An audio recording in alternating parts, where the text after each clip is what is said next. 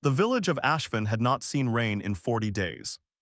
The creek that ran behind the mill had thinned to a whisper, threading between stones that were never supposed to be visible, their pale bellies exposed to the sky like something embarrassed.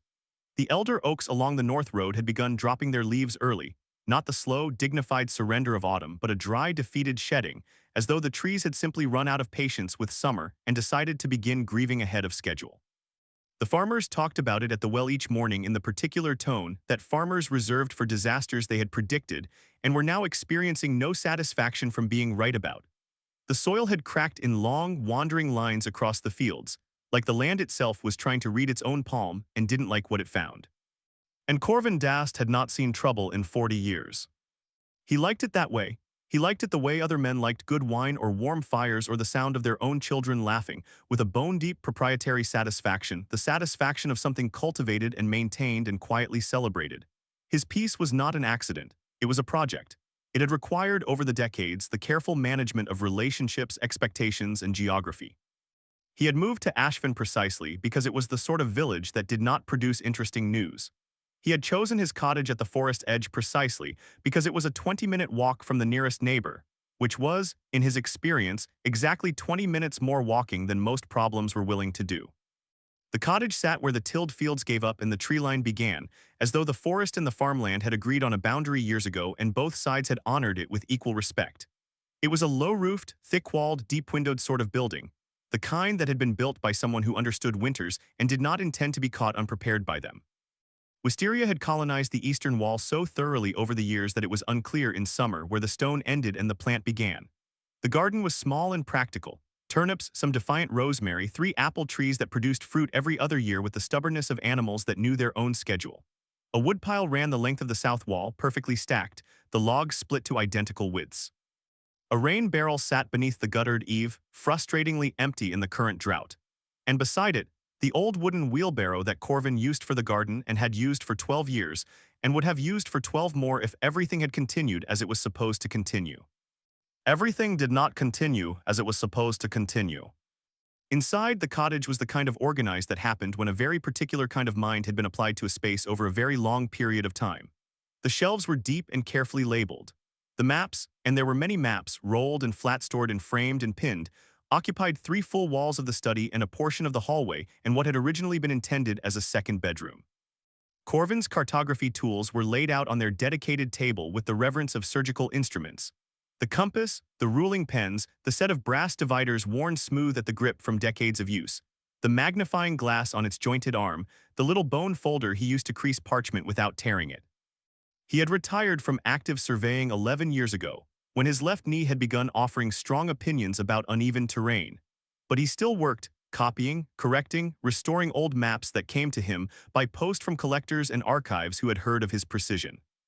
He still worked, he still had his routine, he still had his quiet.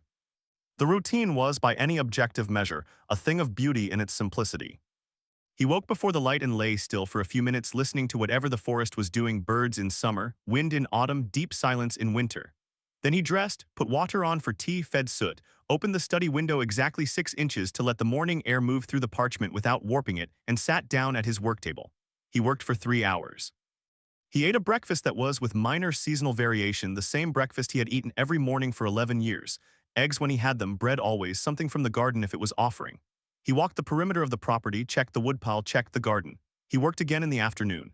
He took an evening walk into the tree line, not far, just far enough to hear the deeper quiet that lived under the canopy. He ate, he read, he slept.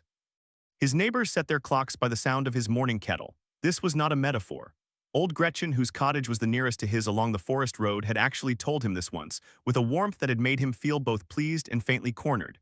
He had smiled and said something noncommittal and walked home and felt, for the rest of that day, the particular satisfaction of a man whose life has achieved the precision of a good instrument.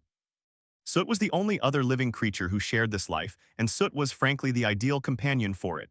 He was a large gray cat of indeterminate age and absolutely determinate opinions. He approved of silence. He approved of warmth. He approved of Corvin's work table, specifically the left corner of it, which caught the afternoon sun through the west window at precisely the right angle for a cat of discernment to sleep in. He did not approve of visitors, loud noises, changes to his feeding schedule, or the particular type of birdsong produced by the blue jays that nested in the apple trees, which he regarded as a personal provocation. He communicated these preferences with a vocabulary of expressions that Corvin had long since learned to read as fluently as any map. The slow blink of approval, the sharp single flick of the tail that meant do not test me, the particular set of the ears that meant something has displeased me, and I am composing a formal complaint. Theirs was a deeply functional relationship. Corvin did not require affection. Soot did not require conversation. They had arrived years ago at a mutual understanding that suited them both completely. That was the life. That was the Tuesday morning, the 41st morning of the drought, when Corvin pulled on his worn leather boots, picked up the handles of the wheelbarrow to move it to the east side of the garden where the turnips were suffering most, and found the dragon. He almost didn't see it. That was the first thing, the sheer improbability of the moment, the way the ordinary texture of the morning had been interrupted by something that had no business being there, tucked into the space between the wheelbarrow's left wheel and the damp stones of the cottage wall like it had always been there, like Corvin simply hadn't looked closely enough before. It was curled. That was the first thing his eyes registered, a curl, a shape that was at once deeply animal and deeply geometric, tail wrapped over nose, wings pressed flat to its sides, the whole form no larger than Soot at his widest, which was fairly wide. It occupied a space roughly the size of a rolled cartography case. In the dim, angled light of early morning, the scales did not look real. They looked like something a jeweler might do to a very small sculpture if the jeweler were having an unusually ambitious day. Each individual scale barely larger than a thumbnail, layered and overlapping with the kind of precision that Corvin, whose entire professional life had been devoted to precision, recognized with a jolt of something close to reverence. The color was impossible. Not impossible in the sense of visually incoherent, impossible in the sense of refusing to stay the same. Looking directly at it, the dragon was green, dark green, deep green, the green of water in a forest pool where the trees grew close overhead and the light came down filtered and slow. But as Corvin shifted his weight, as the angle of the morning light moved by the fraction of a degree that his movement created, the green became gold. Then the gold became copper. Then the copper ran back toward green through a spectrum that didn't have names yet, colors that lived in the space between colors, iridescent in a way that made Corvin think of beetles, of opals, of the way certain fish turned in water. The scales were alive with it. Every tiny plate of the creature's armor was doing its own small, individual version of this trick, which meant that the whole animal seemed to be in constant, almost imperceptible motion even while it was completely still. Corvin stood there holding the handles of his wheelbarrow and did not move for what was probably 30 seconds, and felt like considerably longer. The wings were what finally made him accept that this was real, and not some waking extension of the dreams he couldn't remember. They were folded completely, carefully folded along the dragon's ribs like the wings of a sleeping bird. But even in their folded state their structure was visible, the bones of them pressing against the membranous skin in a delicate tracery of lines that Corvin's cartographer's eye involuntarily mapped. The primary strut running from shoulder to wingtip, the secondary branching struts, the thinner ribs between them fanning like the illustration in a book on bat anatomy. The membrane was translucent at its thinnest points. The morning light came through it and split into the faintest possible spectrum. They were too small, he could see that even folded. This was a young creature. Whatever it would become, whatever scale it would eventually occupy in the world, it had not gotten there yet. The wings were still faintly crumpled at their trailing edges, like paper that had been folded too long in the wrong direction and hadn't entirely recovered. There was something about that crumpling, that specific imperfection in all this impossible beauty, that hit Corvin somewhere he hadn't expected to be hit, and made his chest do something complicated. He stood there, wheelbarrow handles in his hands, the morning birds doing their business in the apple trees, the distant sound of the creek that wasn't really a creek anymore, and then the dragon opened its eyes.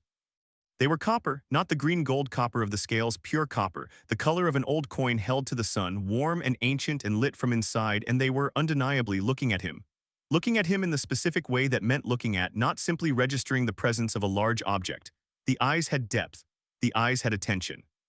The eyes contained something that Corvin could not immediately categorize, which was in itself remarkable, because Corvin was a man who categorized things immediately and with confidence.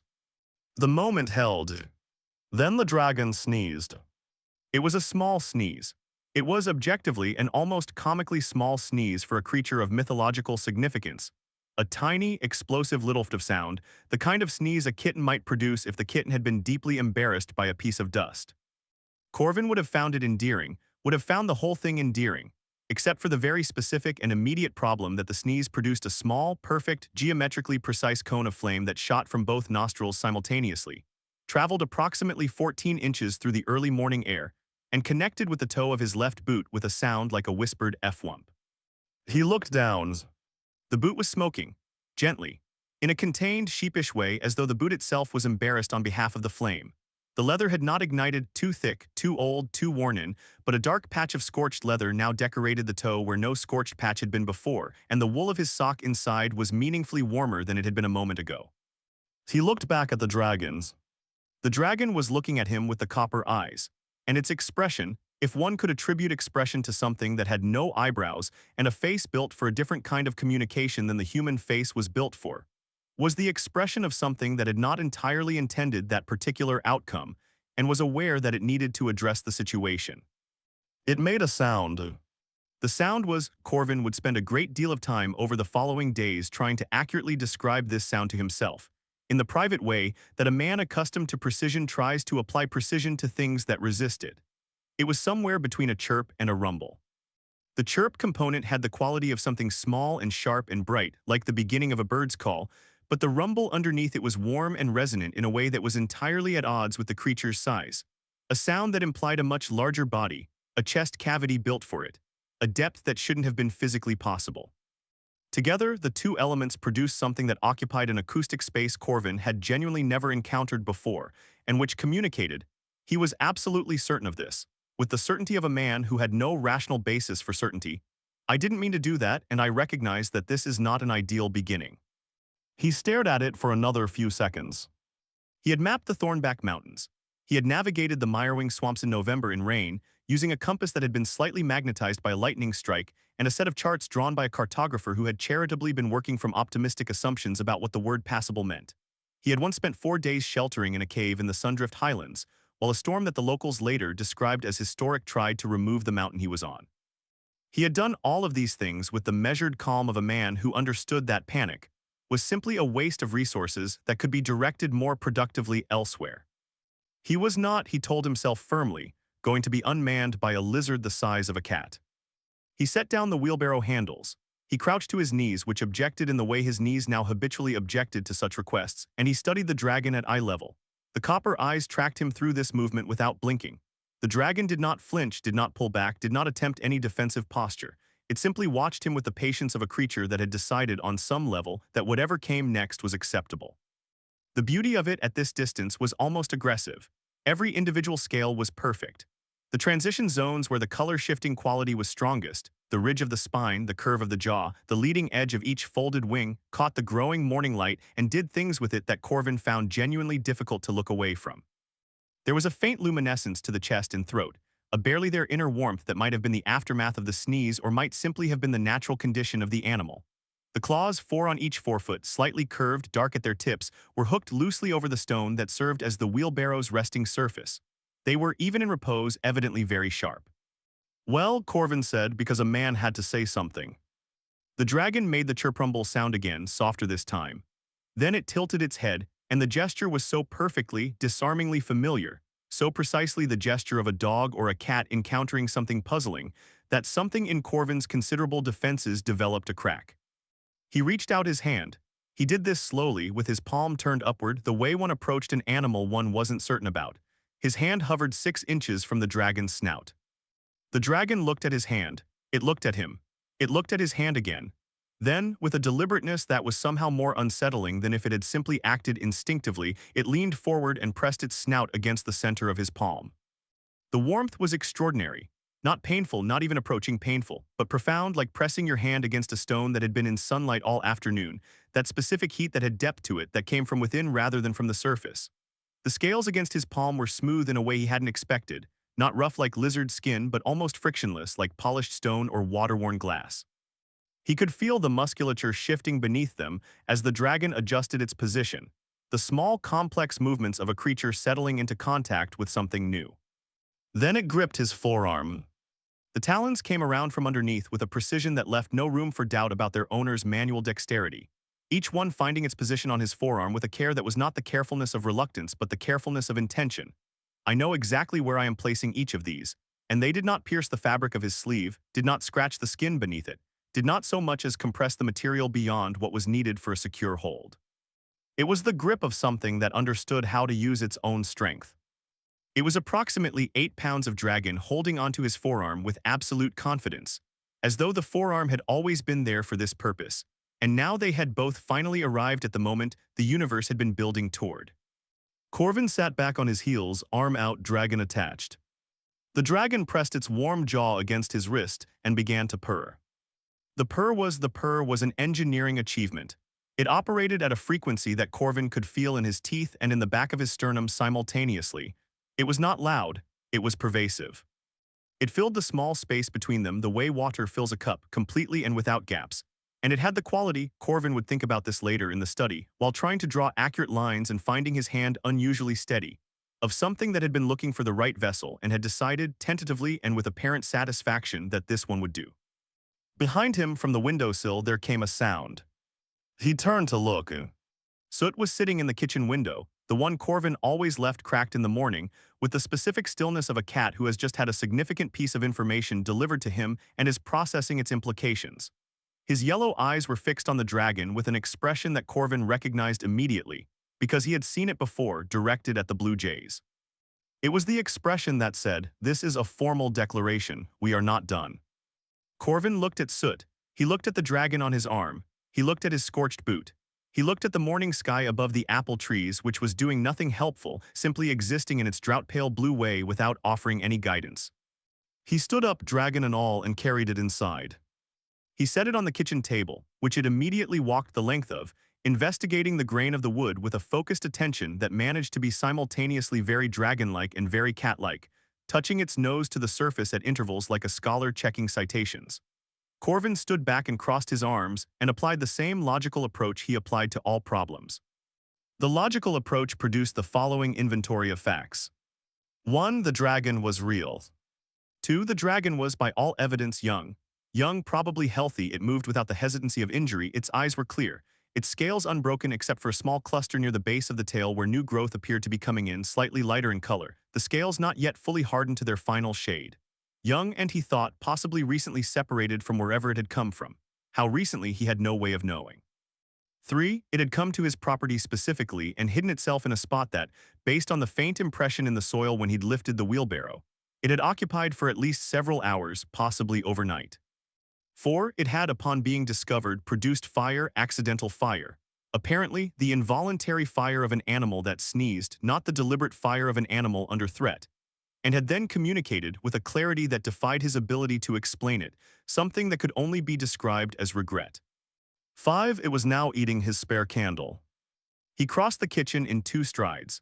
The dragon looked up from the candle with the expression of an individual who had been operating under the assumption that this was a permitted activity and was only now receiving conflicting information. A small length of candle disappeared between its teeth with a crunch that was somehow both delicate and final. "No," Corvin said. The dragon considered this, then it ate the rest of the candle. Corvin stood there.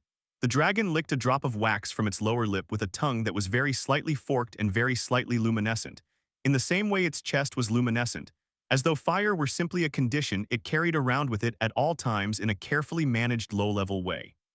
The copper eyes looked at him with what could only be described, despite the logical impossibility of this description, as patience. Soot had come in from the window and was stationed at the far end of the kitchen counter, monitoring proceedings with the air of a general who had already decided on his strategy and was simply waiting for the appropriate moment.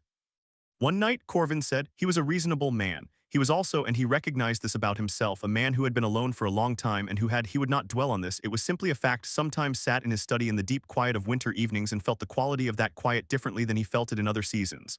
Not badly, not in a way that required remediation. Simply differently, more audibly, as a presence rather than an absence. He said one night. The dragon blinked at him slowly with the copper eyes. Then it reached out one small talon and touched the inkwell on the kitchen shelf, the spare inkwell, the one he used for the less precious restoration work, filled with a dark iron-gall black ink, and sniffed it. Then, with the focused intentionality of someone executing a decision they had already made, it picked up the inkwell in both forefeet, bit the stopper out, tilted it, and drank approximately half the ink in one sustained swallow. Corvin opened his mouth. The dragon set the inkwell down. It sat very still for a moment with the expression of a creature experiencing something new and interesting happening in its internal environment. Then it opened its mouth, and what came out was not fire. It was smoke, but not ordinary smoke, not the gray, chaotic, dissipating smoke of burning.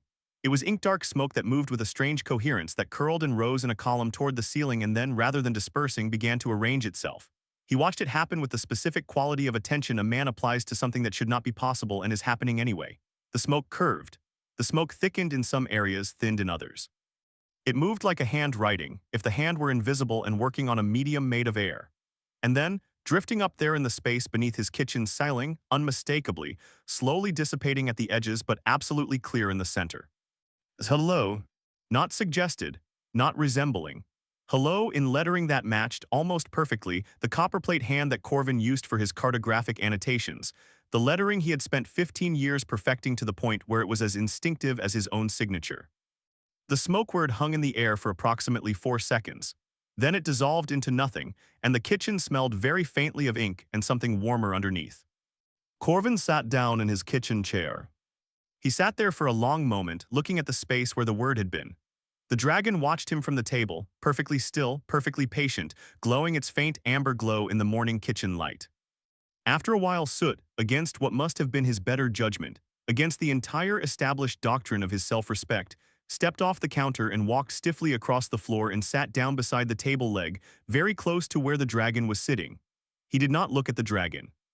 He looked straight ahead, toward the door with immense dignity, as though his proximity to the dragon's table leg was a matter of complete coincidence and spatial necessity, and bore absolutely no relation to the dragon's existence as an entity. Corvin looked at Soot. Soot did not look back. Corvin looked at the dragons. The dragon looked at him with the copper eyes, and the copper eyes were warm, and the cottage that smelled of old parchment and pine resin was slightly warmer than it had been before, in a way that had nothing to do with the season and everything to do with the 8 pounds of luminescent, ink-drinking, history-rearranging, boot-singeing chaos currently sitting on his kitchen table as though it had been there its whole life. One night, Corvin said for the second time.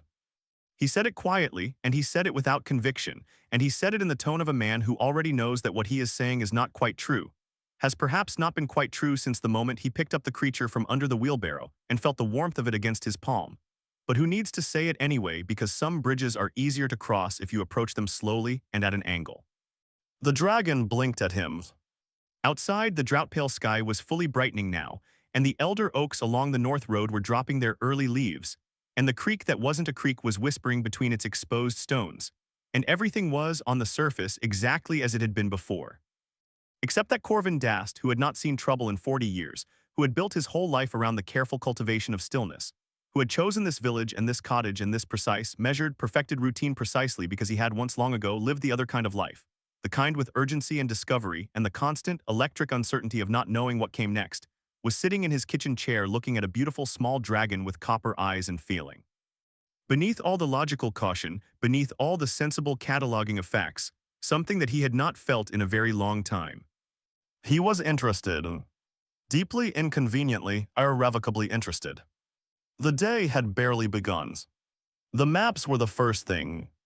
Corvin discovered them at the particular hour of early morning when the light had not yet committed to being daylight, that gray, provisional time when the world looked like a preliminary sketch of itself, everything present but nothing fully rendered. He had woken at his usual hour, dressed in his usual order, left foot boot first then right, the same sequence he had followed for so long that deviating from it felt vaguely transgressive.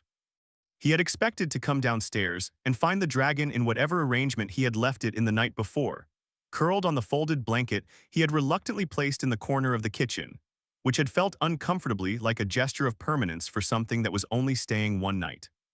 He had not expected to find the study door open. He was certain, professionally certain, with the certainty of a man whose entire career had been built on the exact observation and recording of things, that he had closed that door. He always closed that door.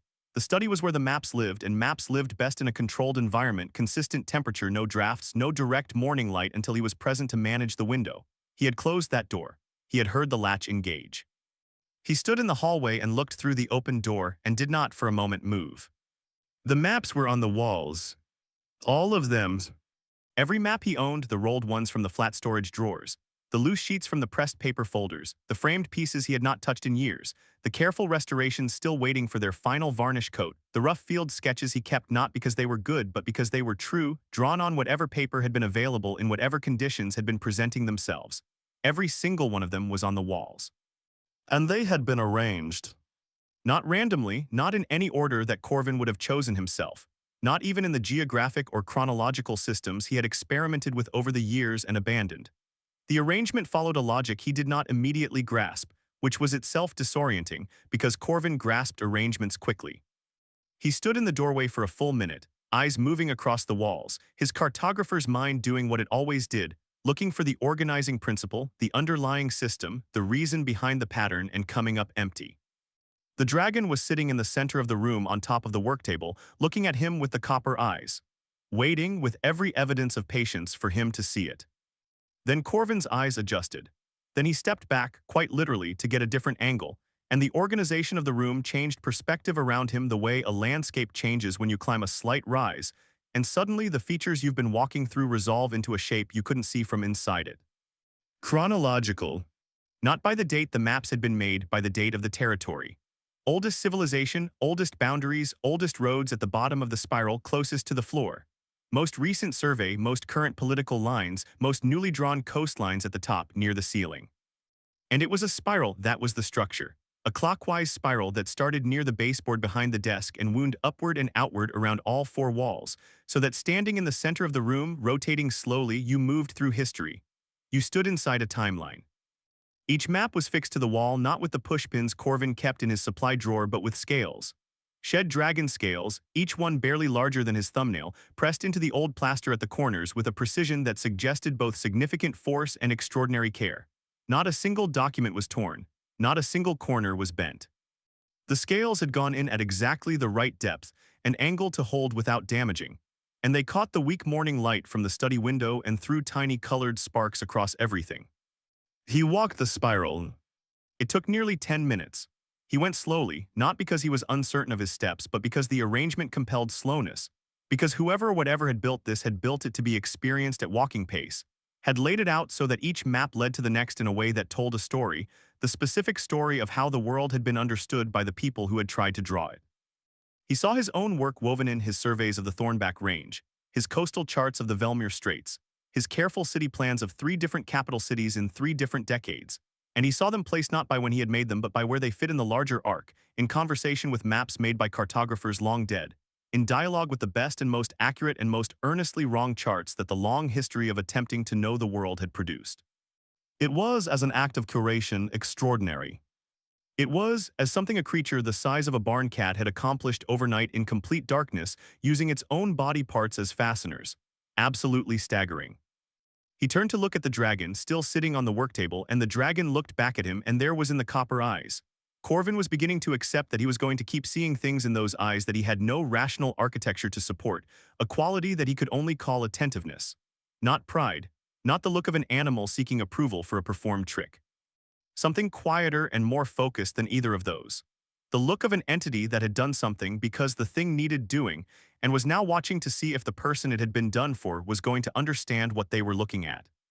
Corvin understood what he was looking at. He sat down in his chair, which was at the center of the spiral, and he sat there for a long time without saying anything. The morning light moved slowly across the walls. The maps, all his maps, all the work of his life and the work of the people who had come before him, breathed quietly in the arrangement that should not have been possible. Right, he said finally. His voice came out differently than he expected. Slightly rougher, slightly lower, the voice of a man who has just had something demonstrated to him that he wasn't prepared to have demonstrated. The dragon made the chirprumble sound and began, with delicate and focused attention, resealing a small lifted corner of an 18th century coastal chart with a precise touch of controlled flame, less than a candle's worth, directed with a surgeon's economy that re-adhered the old paste without scorching so much as a fiber. Corvin watched this happen. Right, he said again in a different tone, the tone of a man revising his assessment. Word traveled with the particular velocity that small villages achieve when the information in question is sufficiently extraordinary. By mid-morning of the second day, the queue had formed. Corvin discovered it when he went to check the state of his rain barrel, still empty, the drought showing no mercy, and found 7 people standing at his gate in a loose formation that suggested they had arrived independently, and then clumped together in the way that individually purposeful people did when they found others with the same purpose and needed to negotiate precedence. They were all looking at the cottage with the focused expression of people who had come to conduct business. Old Marin was first, which surprised Corvin not at all. She was the village herbalist, though herbalist was a word that covered a wide range of practices in Marin's case, some of them botanical and some of them significantly more ambiguous. And she was approximately 80 years old and had the personal gravity of someone twice that age. The kind of woman who moved slowly not because she was frail, but because she had decided that hurrying was for people who hadn't learned to plan ahead. She had her basket on her arm, which meant she had come in a professional capacity, and she looked at Corvin over the gate with eyes that were bright and sharp and missing nothing. "The fire," she said without preamble, "is it controllable?" "Not entirely," Corvin said honestly. "But more than a fireplace." "More precise than a fireplace," he said, and then regretted the precision of his own word choice when he saw the quality of attention this produced in Marin's expression. Behind her, the blacksmith's apprentice, young Edward, 19 and broadly built, with the permanent soot marks of his trade worked into the creases of his hands, held up a sword. Not a whole sword. The front 8 inches of a sword snapped cleanly at the break with what had been a very fine blade before whatever force had parted it. He held it up with the particular expression of a person who has not yet articulated their request, but believes that making the object visible is a sufficient opening statement. Corvin looked at the broken sword. The broken sword looked back at him. "No," Corvin said. "I haven't asked yet," Edward said. "No," Corvin said again and turned to address the rest of the queue, which had grown during this exchange to include Brenna from the pottery, 2 of the Caldwell farmers, a young woman Corvin didn't recognize but whose manner suggested she had walked some distance this morning, and the 3 children from the miller's family, Cass and her 2 younger brothers, who were not in the queue so much as they were pressed against the fence itself in a kind of plasmic arrangement, each face occupying as much of the space between fence rails as physics would permit. The miller's children were not interested in cauterization or metallurgy. They were interested in the dragon, which had appeared on top of the gate post sometime in the last 30 seconds, apparently without Corvin noticing it leave the cottage, perched on the old iron finial with its wings half spread, balanced with an ease that seemed to require no effort, like a hawk selecting a hunting post or a cat selecting whatever the cat has decided is optimal. Half spread was the key development. 2 days ago, the wings had been crumpled and too small and moving carefully, gliding more than flying, the hesitant experimentation of a young creature testing the gap between its current capabilities and its potential ones. This morning they were wider, and they held the air differently, less tentatively, with more of the ownership that wings are supposed to have over air. And the morning sun coming over the cottage roof hit their translucent membranes and split into light the way glass splits light. A dozen small spectra scattered across the fence and the faces of the children below. Cass said, "Oh." Just that, just "oh," the single syllable of a child who has had a genuine encounter with something beautiful, and found that the usual words weren't built for the job, and that even this small sound was perhaps too many syllables. The dragon looked down at them. Then it preened an actual full bird-style preening motion, running the edge of a wing across its jaw and down to the wingtip. And the action was so precisely theatrical, so exactly the behavior of a performer who knows they have an audience and has decided to justify the attention, that Corvin, despite every intention to the contrary, felt the corner of his mouth move. "No," he told the queue. "Whatever you came for, no, I'm sorry for the inconvenience of your walk. Good morning." He collected the dragon from the gatepost. It stepped onto his forearm with the same assured grip as before, talons placing themselves with the care of long practice, and went back inside and spent the next hour turning people away from the door, which they had apparently decided was a more promising avenue once the gate approach had failed. This became the pattern of the days. The queue, the returning, the word spreading further, finding new permutations as it traveled. It breathes fire and shapes, it sorts documents, it knows things it shouldn't know. It cured Marin's burn patient. This last one Corvin suspected had originated with Marin herself, who had obtained a brief unauthorized consultation through the kitchen window on the 3rd morning before Corvin had come downstairs. He turned everyone away. He did this with the firmness of a man who understood that beginning exceptions was the same as abandoning the principle, which he had learned very thoroughly in the years before he had come to Ashvin and built the life he had been building here. Meanwhile, inside the cottage, the dragon continued its investigations. The investigations were, Corvin spent considerable mental energy trying to find the right word for them. Thorough was accurate but insufficient. Systematic was accurate but implied a system that Corvin could identify from the outside, which he frequently couldn't. What Pip he was using the name now in his own head, out loud occasionally by accident, once directly while the dragon was looking at him, which had produced a particular quality of attention in the copper eyes that Corvin had decided not to examine too closely. What Pip did to a space or an object was not the investigation of someone with a plan so much as the investigation of someone with an appetite. He wanted to understand things, everything. He wanted to understand them at a level of detail that most entities would consider excessive, and then continue past that level into territory that most entities didn't know existed. The spices were perhaps the least consequential example, but they were the one Corvin found most illuminating. He had come into the kitchen on the third afternoon to find his spice cabinet open. Pip had at some point learned the action of a latch, which Corvin would later realize should have been treated as a more significant development, and every jar, tin, and paper twist of spice laid out along the windowsill in a row. He had expected chaos. He had found order, each container positioned with its opening toward the center of the room, arranged in a line that, when Corvin bent to examine it, proceeded from left to right in order of scent intensity. The mild background spices, the dried thyme, the bay leaves, the old mild pepper were at the far left. The middle of the row held the medium notes, the cumin and coriander and warm ginger. The far right held the aggressive ones, the hot pepper and the ground cloves, and a small jar of dried yellow root that had come from somewhere, and whose identity Corvin had never quite established. Pip was sitting at the far right end of the row, touching his nose to the hot pepper jar with the expression of a naturalist who has encountered a particularly interesting specimen, and is taking comprehensive notes. "That's hot," Corvin said. Pip looked at him, then he touched the jar again. Then he sneezed, this time into the far corner of the room in a direction he had apparently learned to aim himself since the boot incident, the flame going precisely nowhere damaging, and looked up with watering copper eyes and an expression of someone who has obtained important data at a reasonable personal cost. "I tried to tell you," Corvin said.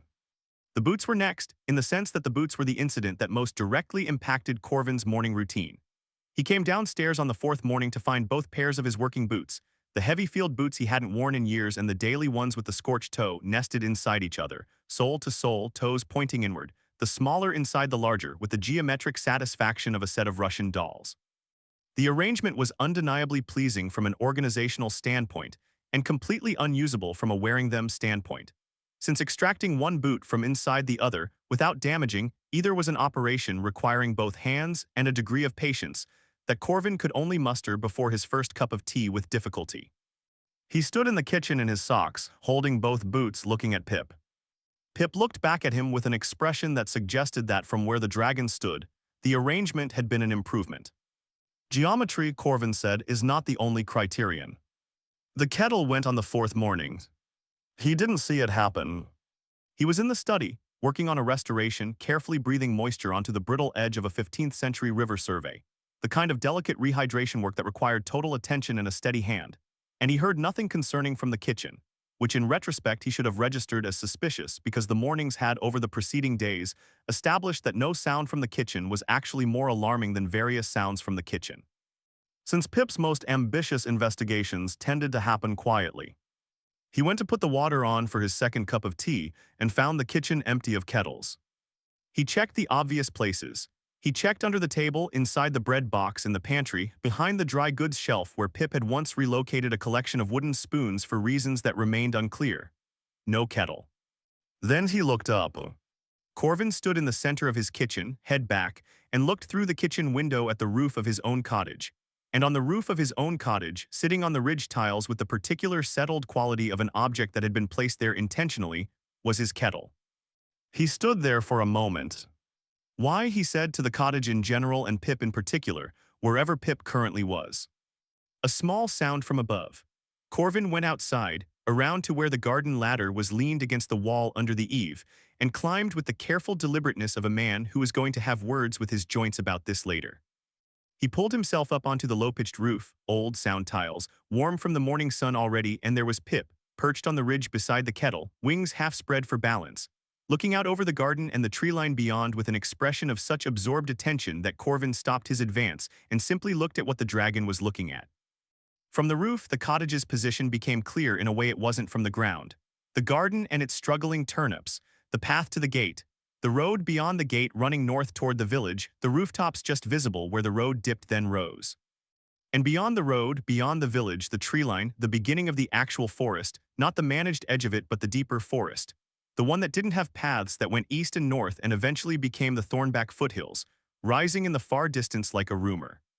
Pip was looking at the forest. He had been looking at the forest. The kettle was incidental, it was simply there, it was warm when it had water in it, the steam was interesting, and the roof was where the interesting view was, so the kettle had come with him because the kettle belonged to the interesting things category, and when you were going to the interesting place, you brought the interesting things. This was, Corvin realized, standing on his own roof with the sun coming up over the apple trees and the drought-pale countryside laid out around him, a completely coherent logic. It was just not a logic he had been using. He sat down on the ridge tiles beside the dragon and the kettle, and the three of them looked at the forest together. And for a while there was no chaos at all, just the particular quality of morning that only existed at height, and the distant sound of the creek that wasn't a creek, and the warm amber glow of the creature beside him pulsing quietly with its internal fire like a coal that didn't need tending. On the fifth day, the ink incident happened, or more precisely, the second ink incident, the first having been the initial drinking episode, which Corvin had now retrospectively reclassified as exploratory in light of what the fifth day produced. Pip had found the reserve ink supply. Corvin kept his inks in the study cabinet, 12 small glass bottles of various formulations, the iron gall blacks he used for most cartographic work, 2 warm browns for older-style restoration, a bottle of blue-black for coastline annotation, and 1 small, precious bottle of a deep red ink he used only for marking the proprietary elements of his own survey work. He had kept these inks for years, purchasing them from a specialty supplier in the capital who sourced the pigments from places Corvin had never asked about because the results spoke sufficiently for themselves.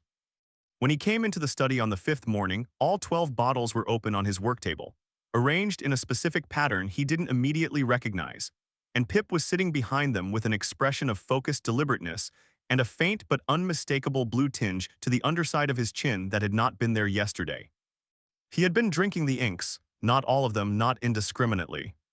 He had been sampling them, Corvin understood as he looked more closely, touching his tongue to each and reacting differently to each.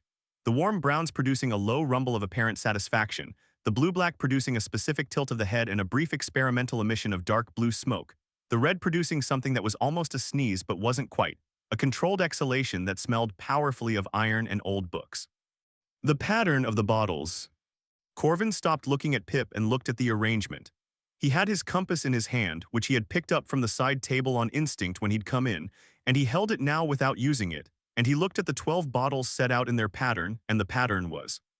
He reached into his desk drawer and took out his magnifying lens without looking away from the bottles. He held it over them. He moved it slowly, adjusting distance. The 12 bottles were placed to form a map. It was not a map of anywhere Corvin had been. It was not a map of any territory he recognized from the hundreds of documents on the walls around him. It was a map of somewhere, clearly somewhere, with the internal logic of topography, the bottles indicating elevation by their size, the spacing between them indicating distance by a scale he could work out if he studied it, and the arrangement of them describing a coast, a river valley, a mountain range in the north, flat land to the south, but somewhere he had never been and never drawn. He stood very still with the magnifying lens over the 12 ink bottles and felt the hair on the back of his neck do something it had not done in 11 years. "Where is this?" he asked. Pip looked at him, the copper eyes were steady, warm, waiting. "This is a real place," Corvin said, "not a question." Pip made the chirprumble sound.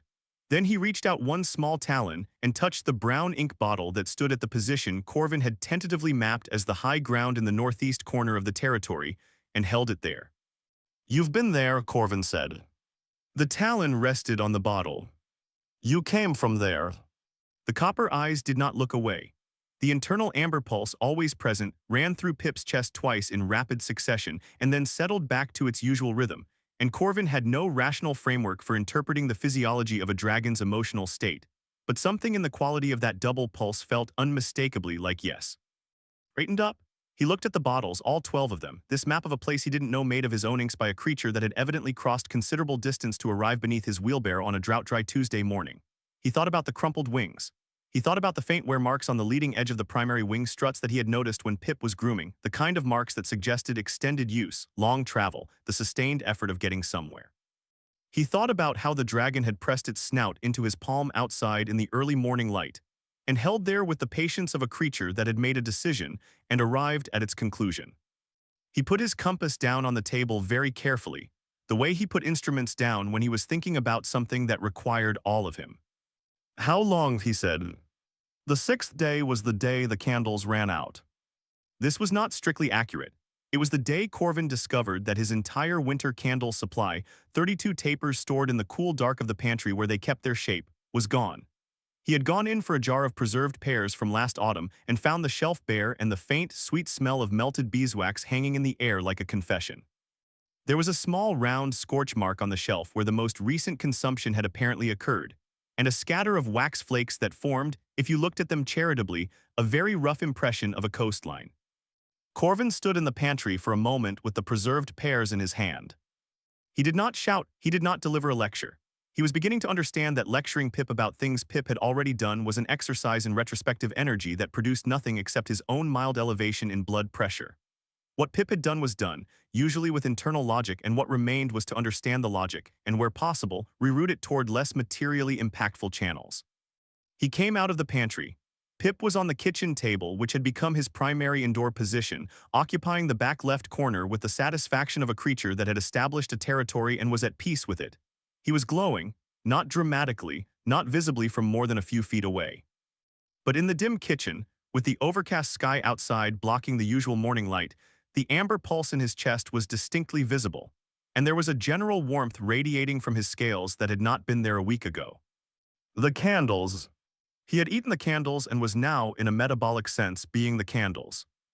Corvin set the preserved pears down and looked at his living light source. The warm glow moved with Pip's breathing, expanding fractionally on the inhale, contracting slightly on the exhale, constant, and even and the exact amber gold of good beeswax at full burn. Soot, who had been losing ground in his campaign of principled resistance for approximately 5 days now, chose this moment to complete his surrender. He walked from his counter position to Pip's table corner, sat down 6 inches from the dragon, and began to wash his face with the particular vigor of a cat who has done nothing at all that requires comment, and is simply engaged in his own business. The warmth from Pip reached him clearly, his ears relaxed, his eyes half closed, his whole large gray body settling into the comfort of it with the boneless ease of a cat in sun. Pip looked at the cat. The cat did not look at Pip. Pip made a small sound, not the chirp-rumble, something newer and quieter, something Corvin hadn't heard before, a single low note that seemed to come less from the throat and more from some deeper location. And the amber glow in his chest pulsed once warmly, and then settled into something slightly brighter and slightly steadier than before. Corvin watched the two of them. He thought about 40 years of quiet. He thought about it the way you think about a place you have lived, with familiarity and knowledge and a genuine appreciation for its qualities. But from a distance, from the outside of it, the way you think about somewhere you have left. He hadn't left yet. He was still here in his kitchen in his cottage with his maps and his tools and his routine. Everything was materially the same. And yet something had changed in the quality of the air, the specific texture of the days, the way mornings felt when he came downstairs now. The cottage that had been quiet was now quiet in a different way, not empty quiet but occupied quiet. The quiet of a place where things were happening even in their stillness, where the stillness itself was purposeful rather than merely present. He had not expected to miss it when it arrived. The 6th evening was clear, which was unusual for the drought, which had been holding the sky in a flat white haze that drained the color out of the days and made the sunsets uncharacteristically bland. But on the 6th evening, something in the upper atmosphere shifted and the haze cleared and the sky went through its full range. The rose gold of the hour before dark, the deepening blue of the hour after, and then the true dark, the absolute, unpolluted dark of a village at the edge of a forest 30 miles from the nearest city, with every star available and accounted for. Corvin had gone to bed at his usual time. He had lain in the dark for a while, listening to the sounds of the cottage settling, and had gotten up again without deciding to, his body simply finding itself upright, dressed again, going downstairs, because there was something he wanted to do, and it was apparently going to happen now regardless of what his schedule said about it. He climbed back onto the roofs. Pip was already there. He was not on the ridge this time. He was on the south slope, which had the widest view of the sky, lying flat on the tiles with his wings spread to full extension. Wide, much wider than a week ago, the crumple almost entirely resolved, the membranes taut and smooth and the branching structure of the wing bones casting thin shadows in the starlight. He was looking up. His neck was extended, his head tilted back, and the copper eyes were fully open and fully lit, and moving across the sky with a methodical, consuming attention that made him look, in the star-scattered dark, like something very ancient that had been doing this for longer than Corvin had been drawing maps. Corvin sat down beside him. He drew his knees up and looked at the sky. The Meyerwing constellation was rising in the east. He found it the way you find old things, not by searching but by recognizing, the way a familiar face appears in a crowd before you've consciously looked for it.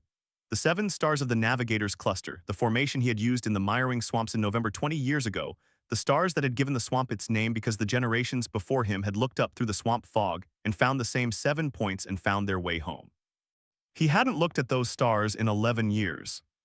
Pip moved beside him. Very slowly, with the deliberate care of something making a considered gesture, he extended one foreleg, one small talon, and traced the shape of the mirroring in the air above him, the exact shape, the correct angles, the precise relative distances between the stars. All 7 points touched in the navigational sequence, the order a sailor or a swamp-crossing cartographer would use them. Corvin's chest did the thing it had been doing all week, the thing that didn't have a good name. "You know what that is," he said. The copper eyes came around to him, and they were warm, and they were old, and they were patient, and he was certain of this. He was as certain of this as he had ever been of anything he'd put on paper, glad. Simply, deeply, uncomplicated glad. Pip turned back to the stars and traced the constellation again. Slower this time, teaching the pace of it, showing him that there was no hurry, that the stars would be there, that the way home, whatever way home was written up there in a language that neither of them had forgotten. And Corvin Dast, who had not seen trouble in 40 years, who had built his whole life around the principle that stillness was safety and routine was wisdom, and the past was best left where it lay, sat on his roof in the extraordinary dark of a drought-cleared night and felt the old interest move through him like weather, like the specific weather that comes before rain, when the air changes before a single drop has fallen and something in your body knows before your mind does. That everything is about to be different. The quiet life was still here. It was just no longer the only thing. She arrived on the 7th day in the late morning when the drought had finally broken. The rain had come in the night, not the tentative, apologetic rain of a long dry spell ending, but the full, committed, no-argument rain of a sky that had been holding something back for weeks and had finally run out of patience with itself. Corvin had woken to the sound of it on the roof tiles above his head, that particular percussion of genuine rain, and had lain in the dark listening to it with the specific pleasure of a man who has a sound roof and a dry bed and knows the value of both. The rain barrel would be full by morning, the turnips would recover, the creek would find its voice again. He had fallen back asleep to the sound of it, which was the best sleep he'd had in a week, and had not thought to wonder whether the dragon on the roof was getting wet until he was already halfway back under. Pip had not been on the roof when the rain started. Pip had, it turned out, relocated to the kitchen table and was dry and faintly steaming when Corvin came downstairs, giving off a warm vapor that smelled of rain on hot stone and something underneath that was distinctly his own, the warm Incan beeswax smell that had infiltrated the cottage over the preceding week until Corvin no longer noticed it except in its absence when he stepped outside. The kitchen was warm. The amber glow was steady. Soot was pressed against Pip's side with the contentment of a large gray cat who had entirely abandoned his principles and was at peace with the decision. The rain continued through the morning. Corvin worked. Pip moved around the cottage in his investigative way, pausing at each window to watch the rain with an attention that suggested he found it as interesting as everything else, possibly more, the way the drops moved down the glass, the patterns they formed, the sound texture of it against different surfaces. He spent a long time at the study window with one talon touching the glass, following individual drops in their descent with a concentration that Corvin, watching from the corner of his eye, found somehow moving. Then mid-morning there was a knock at the gate. Not at the door, at the gate, which was the knock of someone who understood property and was observing its boundaries, which immediately distinguished this visitor from everyone else who had come that week. Corvin went to the window and looked out through the rain and saw a woman standing at the gate with a dark traveling cloak that had the specific soaked quality of someone who had been walking in the rain for some time and had made a philosophical decision about it. She was not young and not old, somewhere in the difficult-to-read middle age that some people occupied for decades. She had a leather satchel over one shoulder, large and worn and clearly heavy, and she was looking at the cottage with eyes that were, even at this distance and through this rain, unmistakably precise. The eyes of someone who had come for a specific reason and intended to accomplish it. She saw Corvin in the window. She did not wave. She simply waited, which was the behavior of a person who had learned that patience was more effective than performance. Corvin went to the gates. "Corvin Dast," she said, not a question. "Oh, yes." Scholar Inez Falrit. She reached into her cloak and produced a card which she held out across the gate. The card was damp but readable, the gilded archive crest in the corner, her name and title, and a postal direction in the capital. "I've been traveling for 4 days. I would appreciate being let in." Corvin looked at the card. He looked at her. He looked at the satchel, which was the kind of satchel that contained books and papers and not weapons, and which had been subjected to enough use to have developed a character of its own. He looked at her eyes, which were the eyes of someone who was accustomed to libraries and the particular honesty that libraries produced in people. He opened the gates.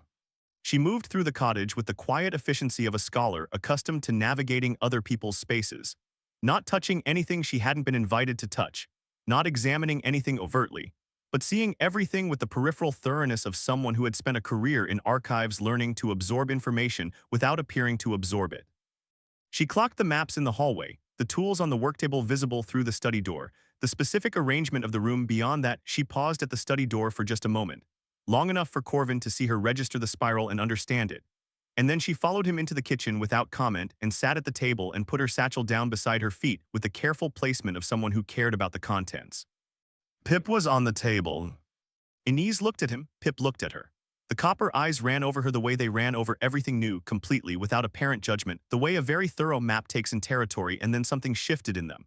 Something that Corvin had not seen before, a quality of recognition, faint and quickly settled, like a man hearing a word in a language he studied long ago and remembering more than he expected to. Inez looked at Pip for a long time. Then she set her jaw in the specific way of someone confirming a hypothesis they were not entirely prepared to have confirmed, and turned to Corvin. "May I?" She indicated the table beside Pip with a slight gesture of her hand. "He decides," Corvin said, which was something he had not said out loud before but which was simply accurate. Inez turned back to Pip. She placed her hand on the table, palm up, approximately the same gesture Corvin had made on the morning of the first day under the wheelbarrow, the approach gesture, the gesture that said, "I am not demanding anything." Pip looked at the hand. He looked at her face.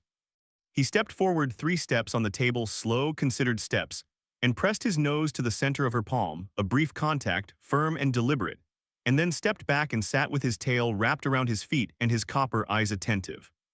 Inez closed her hand, not gripping, just completing the gesture. She exhaled. "Right," she said quietly, "there you are." "You know what he is," Corvin said. "I know what he is." She unclasped the satchel and withdrew carefully a book. Not a printed book, a bound manuscript, old, the leather cover soft with age and handling, the pages thick and handmade, the kind of book that had been made by someone and not a press. She set it on the table with the reverence that scholars reserved for things that were old and irreplaceable, and opened it to a page marked with a strip of darker leather. "Sit down, please." Corvin said. She turned the book so he could read it, but he found his eyes going to the illustration first before the text. It was a drawing, fine-lined, detailed, the work of someone who had been trained in technical illustration and had applied that training to the task with obvious care. It showed a dragon. Small, the drawing indicated by the scale figure beside it, no larger than a large cat. The scales were cross-hatched to indicate their iridescent quality. The wings were spread to their full extension. The eyes were drawn with the specific technique of someone trying to render something luminous in a medium that didn't naturally contain light. Concentric circles of hatching that somehow, through the sheer precision of their execution, managed to suggest depth. The caption below the illustration read, in the formal archival hand of the document's era, Cartographicum Draco Minor bonded state. Wing extension at 3rd week post-bonding.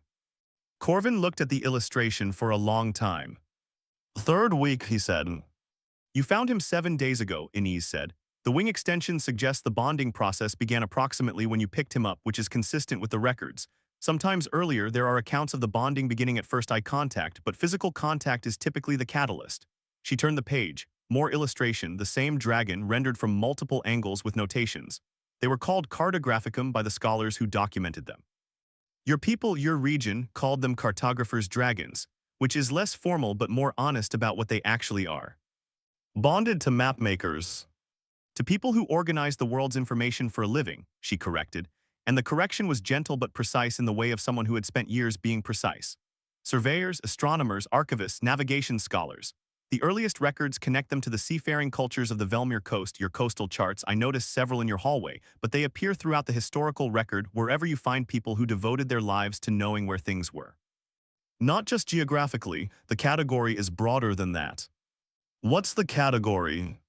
She considered people who needed to know the shape of the world in order to operate in it, people for whom the gap between what was mapped and what was unmapped was not an abstraction but a practical problem, people who could not stop themselves from wanting to fill in the blank spaces. She looked at him directly.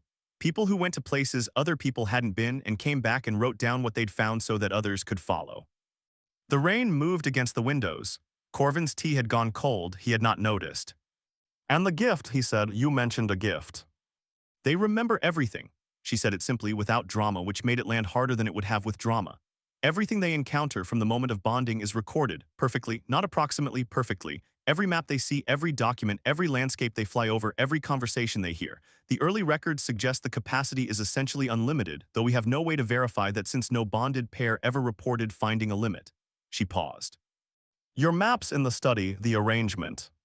He sorted them the first night. He read them, she said, all of them, he has them, all of them as perfectly as they were drawn, every annotation, every correction, every error. If every physical map you own were destroyed tomorrow, he could reproduce each one from memory with accuracy sufficient for field use. She let that settle. He remembered the ink bottles on the 5th day, the map he made. Did you recognize the territory? No. I might. She reached into the satchel again and produced a smaller document, a loose sheet, and laid it beside the manuscript. It was a sketch map, recent, the ink still fresh-looking, of a coastline and a river valley and a mountain range. This matches a report that came to the archive 6 weeks ago from a surveyor in the Eastern Territories, unmapped country north of the Thornback Range. She got as far as the river valley before her team ran out of provisions and had to turn back. She described the high ground in the northeast as particularly significant, possible pass-through to the far side of the range. Corvin looked at the sketch map. He looked at the arrangement of ink bottles still on the worktable in the study, visible through the door. The brown bottle the one Pip had touched had held his talon against, high ground northeast corner. He came from beyond the Thornback, Corvin said. From somewhere beyond it, Inez said. How far beyond, I can't tell you. What he encountered on the way, I can't tell you. What he was looking for, she stopped. She looked at Pip, who was sitting on the table with perfect stillness, the amber glow cycling through its slow, steady rhythm, the copper eyes moving between them as they spoke with the attention of someone following a conversation in a language they were acquiring in real time. What they were always looking for, she amended, was a cartographer. Someone whose mind worked in a way that was compatible with what they could offer. The bonding is not random. The records are consistent on this point. They do not bond with everyone they encounter. They search. The word landed in the kitchen and stayed there. Surgeon. Corvin thought about the impression in the soil under the wheelbarrow. The arrangement that suggested hours, possibly overnight. He thought about crumpled wings and the distance they implied, the distance that produced the wear marks on the leading edge of the primary struts that he had noticed during grooming. He thought about a small, luminescent creature crossing unmapped territory, crossing the Thornback Range, the range he had spent a season of his life mapping 20 years ago, before the knee, before Ashvin, before the decision to stop, flying on wings not yet fully formed through country that nobody had charted, looking for something specific. Looking for him. He thought about the roof. He thought about the stars. He thought about the Meyerwing constellation and the slow, deliberate way Pip had traced it in the air above them, each star touched in the navigational sequence, not showing off but teaching. Saying, I know this, I know you know this, let's know it together. He picked up his cold tea and looked at the wall and did not drink it. What happens if I say no, he said. Inez looked at him steadily. She had the quality of a person who had anticipated the question. You're 61 years old, she said, not unkindly. You have a bad knee, you haven't surveyed actively in 11 years. She looked at the study doorway. You still have all the tools, you still maintain them. The dividers are worn smooth from use, not from sitting in a drawer. The magnifying arm has been recently adjusted. I noticed the screw setting when I passed. She brought her eyes back to him. You're still a cartographer, you just stopped going anywhere. He did not argue with this. There was no honest argument to make. If you say no, she continued, Pip stays most likely. Bonded pairs don't separate once the bond is established. There are accounts of attempts and they are not pleasant reading for anyone involved. He lives here, he remembers your maps. He investigates your belongings. You turn people away from the gate, the turnips grow. She paused. And the blank spaces north of the Thornback Range stay blank. The rain made its sound against the windows. The fire in the hearth, Corvin had built a fire this morning for the first time since spring, the rain having brought a cold with it, moved in the grate. The archive has resources, she said, and her voice shifted slightly, becoming the voice she used when she was being careful about the size of the thing she was describing so that it didn't frighten by its scale. Equipment, provisions. I have a letter from the director authorizing support for an expedition into the Eastern Territories, contingent on the participation of an experienced surveyor. The surveyor I originally approached declined on grounds of age. The next on the list declined for personal reasons. The third, she stopped. The third told me to come here. Who's the third? Emmett Varsh. Corvin was quiet for a moment. Emmett Varsh had been his surveying partner for 9 years long ago. He had been the man holding the other end of the measuring chain in the Thornback survey. He had been in the cave in the Sundrift Highlands during the historic storm. He had retired before Corvin, moved to a village on the coast, and they had corresponded intermittently for a while and then less and then not at all, in the way that friendships sometimes wound down not from any failure, but from the mutual, unspoken understanding that the chapter they had shared was complete, and neither of them had found a way to begin the next one. He said to come here, Corvin said. He said, and I'm quoting directly, if there's a cartographicum dragon in the world, it found Corvin Dast. It was always going to find Corvin Dast. Go tell him that and get out of the way. She allowed a small, contained smile. He seemed quite confident. Corvin looked at Pip. Pip was looking back at him. The copper eyes were doing the thing they did, holding more than eyes should be able to hold, containing not just attention but something patient and warm and unhurried, the look of a creature for whom time was not the same pressure it was for a 61-year-old man with a complicated knee and 11 years of accumulated stillness to account for. The look that said, I found you, I crossed the unmapped country and found you. The rest is yours to decide. Corvin thought about what it meant to have made maps for 30 years. Not the physical labor of it, the aching feet and the cold surveys and the days when the instrument wouldn't true and the nights when the weather came in before the work was finished. Not those things, those were just the body of the work, the exterior of it.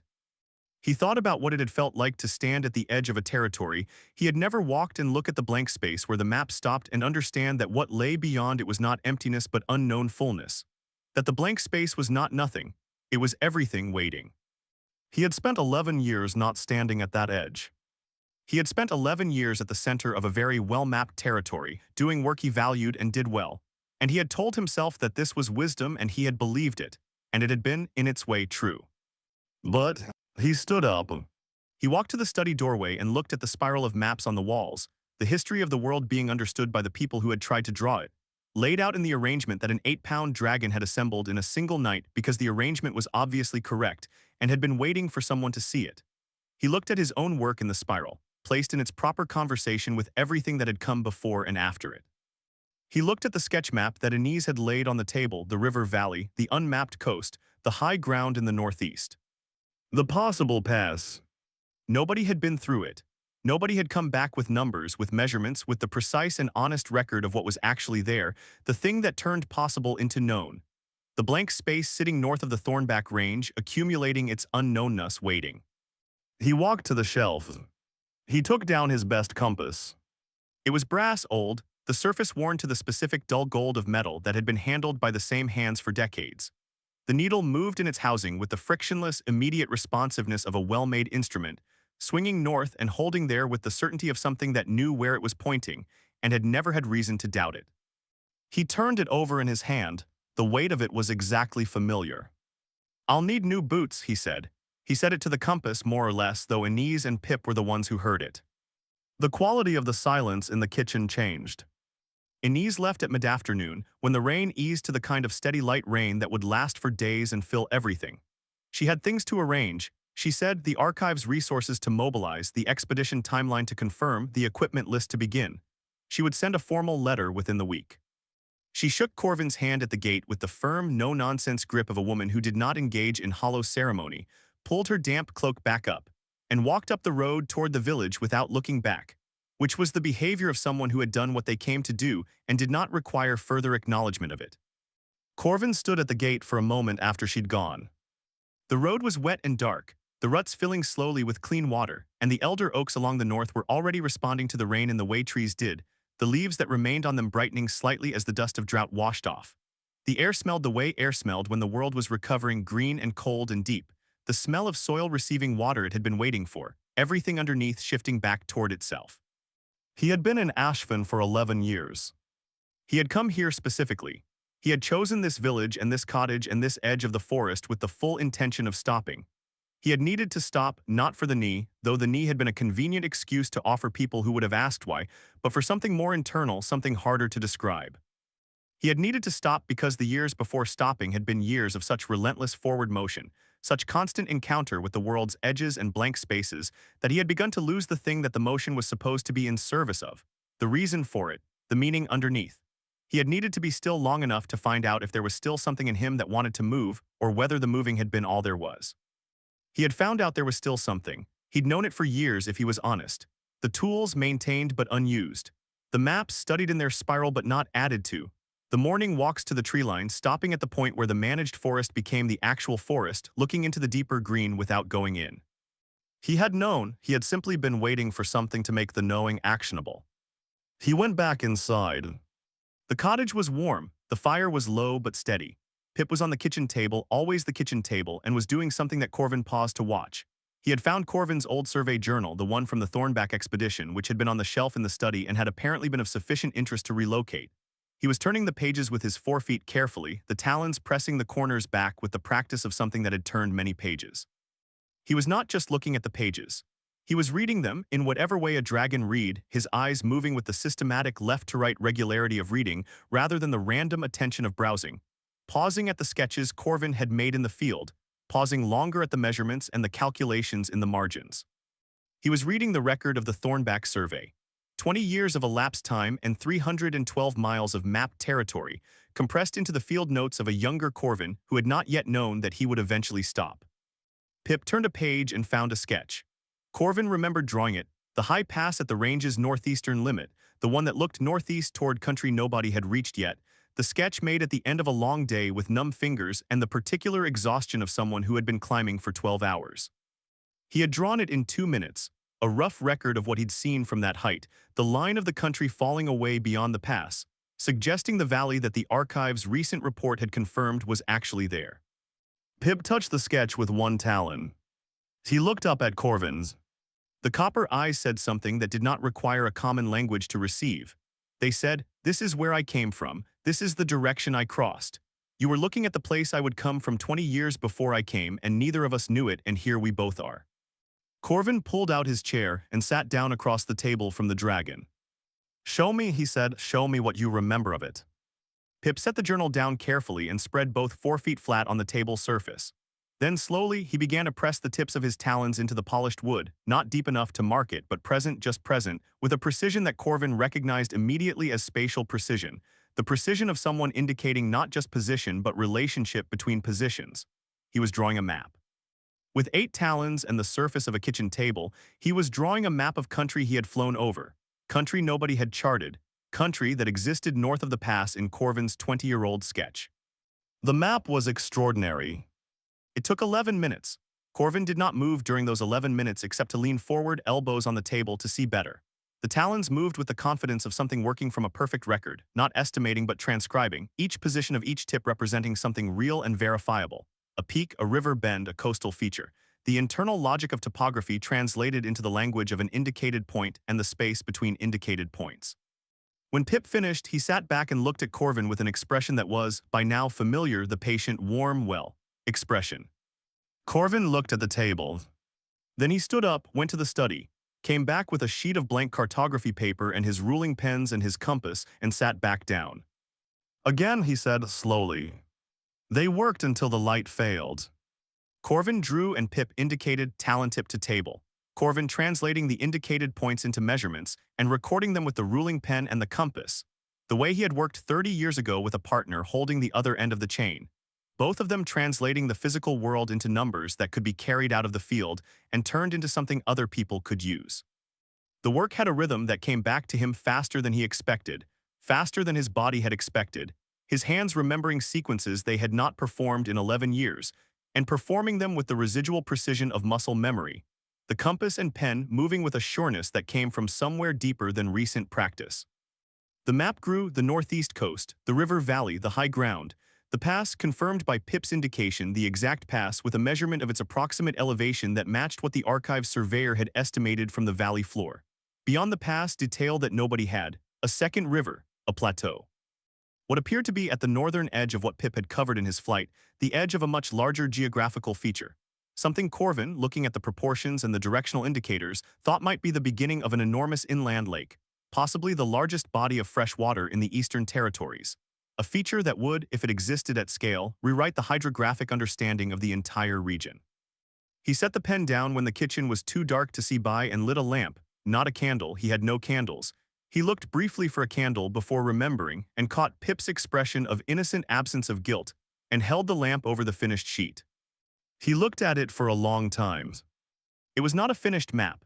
It was a field sheet, a working document, the kind of rough record that was the beginning of a map rather than the map itself. It would need verification.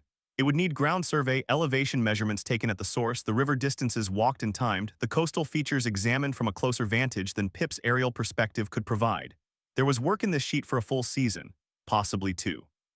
But the shape was there. The shape of country that had not had a shape before, that had been blank space with a line of mountains guarding it, that was now beginning to be known.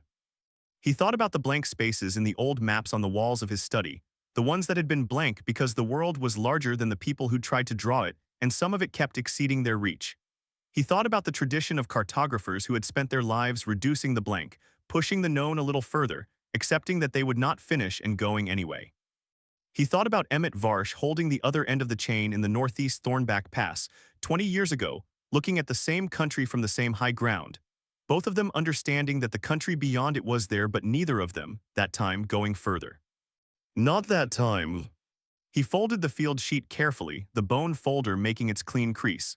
He put it in the map case that had lived on the study shelf for 11 years. He carried the case to the hook by the door, the hook that had always been for traveling things, and hung it there. Soot watched this from his windowsill with the expression of a cat reviewing a situation, and finding it consistent with predictions he had been making since Tuesday. Pip was on the back of Corvin's chair with his wings held at their new full extension, the lamplight coming through the translucent membranes and making them glow like windows. He was looking at the map case on the hook. Then he looked at Corvin. The copper eyes were steady and warm and old and patient and glad. They had been glad since Tuesday morning, since the wheelbarrow and the scorched boot and the small, embarrassed sneeze, since the forearm grip and the purr that operated at the frequency of something that had found what it was looking for. They had been glad through the weeks and the chaos and the investigations and the ink and the candles and the stars on the clear night above the drought-pale village. They had been glad in the particular way of something that has made a long journey and arrived and needed nothing to happen next, except what was already happening. Corvin stood in his kitchen on the 7th night with the rain outside and the fire inside and the map case on the hook, and looked at the dragon on the back of his chair. "We'll need to be careful with the knee on the ascent," he said. "The northeast pass has a bad section, roughly the last quarter mile. Scree slope can't be avoided. I'll need to go slowly." Pip made the sound. The chirp rumble, the small warm thunderstorm, the sound that lived in the space between languages and contained all of them. Corvin sat down in his chair, carefully with the knee the way he always sat down now, and opened the survey journal to the page with the Thornback sketch and looked at it again. His handwriting from 20 years ago was slightly different from his handwriting now, more urgent, less controlled. The hand of someone who was always writing in a hurry because there was always more to record than time allowed. He thought he might write in that hand again. He put the journal down and looked at the fire and listened to the rain and felt the warmth radiating from the creature on the back of his chair, the steady amber pulse of it, the deep constant warmth of something that had not found a reason to stop glowing since the morning it had pressed its warm jaw against his wrist under the apple trees, and decided in whatever way such decisions were made that this was the person, this was the place, this was the beginning of the work. Outside, the creek that had not been a creek was a creek again. The turnips would recover. The elder oaks were standing in the rain with their arms out, accepting what had been withheld. The village of Ashvin was sleeping in its ordinary, unbothered way, 37 years of no interesting news accumulating into 38. Not knowing that at the edge of the forest in the old cartographer's cottage, a kettle was being replaced on its proper hook, and a compass was on the shelf, and a map case was on the hook by the door, and everything was, on the surface, exactly as it had been. Except that it wasn't. Except that the quality of the stillness had changed, the same way it had changed in the first 7 days, only more so, changed from the stillness of an ending to the stillness of a beginning, the specific held-breath stillness of a moment before motion, before the first step out, before the edge of the known territory gives way to the country that has not been drawn yet. The quiet life was over. Corvin Dast was 61 years old, with a bad knee and a good compass and 11 years of accumulated rest, and a creature on the back of his chair who held, in the perfect archive of its copper-eyed memory, the shape of the world that nobody had mapped yet. He was, beneath everything, beneath the practicality and the caution and the long habit of stillness, interested. Deeply, irrevocably, bone-deep interested. He blew out the lamp. The kitchen held the fire's glow and Pip's glow together, amber on amber, warm in the rainy dark, the two of them breathing in the same rhythm without having decided to, and outside the unknown country waited in its darkness with all the patience of places that have never been named, holding their shapes for whoever came with the instruments and the intention and the willingness to finally, at last, write it all down.